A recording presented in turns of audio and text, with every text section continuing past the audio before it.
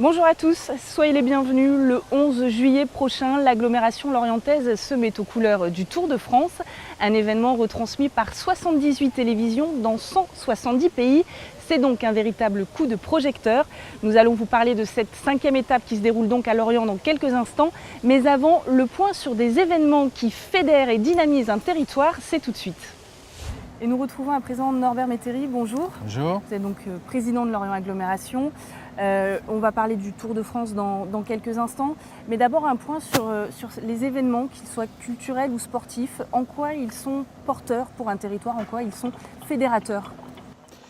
C'est-à-dire qu'on constate depuis plusieurs années, parce qu'on a la particularité à Lorient d'avoir plusieurs marqueurs importants en matière de notoriété.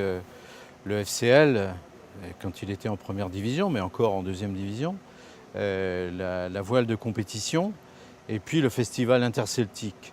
Quand on finance ce type d'équipement, il faut toujours s'interroger sur les retombées, sur l'impact que ça a et sur le coefficient multiplicateur que ça peut provoquer sur un territoire, non seulement au moment de l'événement, mais sur la durée.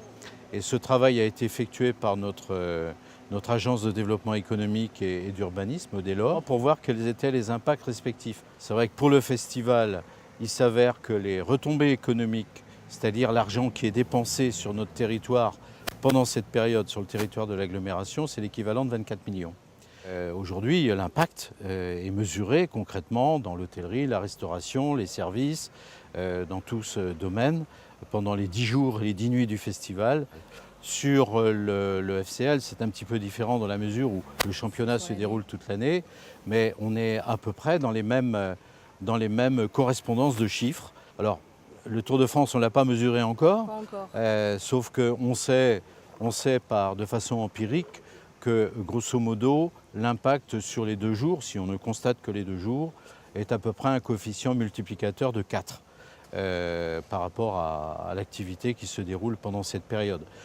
Et c'est important de pouvoir le mesurer parce que c'est aussi pour la collectivité, les collectivités, une façon d'apprécier aussi comment on engage le soutien à ces événements-là. Alors justement, vous parliez du Tour de France, d'investissement. Le ticket d'entrée est à 84 000 €. Le Tour de France, c'est le 11 juillet à Lorient. Les festivités commenceront dès le 10. 84 000 €, ça vaut le coup pour ce type d'événement? Là aussi, c'est un investissement qui vise effectivement à ce que pendant ces 2 jours, le territoire vive, fonctionne, notamment pour les activités que je citais. Mais c'est aussi important pour la notoriété de la ville. En tout cas, c'est très important d'allier à la fois le sport, le déroulé d'une étape, et puis de montrer aussi ce que sont les aspects de notre patrimoine, de nos paysages, des activités qu'il y a dans les collectivités qui sont fréquentées. Et ça, pour nous, c'est évidemment important. Donc le Tour de France n'était pas venu depuis 2011, donc il sera là, effectivement, le 11 juillet pour un départ, j'espère que ça a un succès pour la 5e étape du Tour de France. Cette fois sous le soleil. Sous le soleil, alors si c'est comme dans cette période, ce sera formidable. Ouais, donc voilà ce qu'on espère. On va en parler tout de suite avec Bruno Blanchard. Merci beaucoup Norbert Métairie. Merci. Et nous sommes à présent avec Bruno Blanchard, adjoint à la ville de Lorient en charge de la voirie et de la mobilité. Bonjour. Bonjour. Alors avec vous, on va parler du Tour de France qui va passer à Lorient le 11 juillet prochain. Il va y avoir plein de festivités, mais ça va commencer la veille. Ça va commencer la veille avec la retransmission sur grand écran sur la Rambla, avec la demi-finale de la première demi-finale de la Coupe du Monde, et on espère que la France participera à cette demi-finale. Déjà, c'est un premier point. C'est un premier point. Et donc le lendemain? Donc il y aura quand même une fan zone sécurisée avec contrôle d'accès sur le quai des Indes.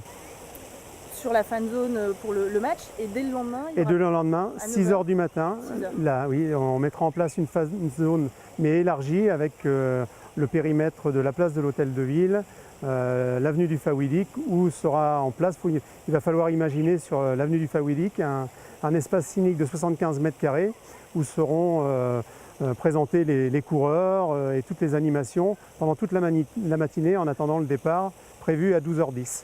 Alors c'est un événement d'envergure, hein, ça n'arrive pas tous les ans dans une ville, dans une agglomération.